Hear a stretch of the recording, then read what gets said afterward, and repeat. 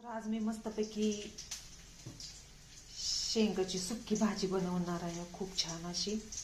तर शेंगा बघा धुवून चांगल्या मिठाच्या पाण्यानं चांगल्या अशी धुवून घेतल्या त्या, आणि हे जेवची घाण पण आता 2-3 वेळा अशी खंगळून घेतल्या. तर खूप छान अशा धुवून घेतल्या भाजी. तर जिऱ्याची फोडणी देऊन भरपूर असा कांदा टाकला आहे मस्तपैकी. आता चटणी टाकून घेते. तर तेल मी थोडंसं टाकलेलं नाही.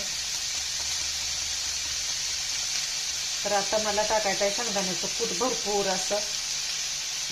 तर मस्तपैकी आता मिक्स करून घेते. तर तेलाचा वापर मी कमीच केलेला आहे आणि पाणी आता नाही ओतणार. आता झाकून ठेवते आता.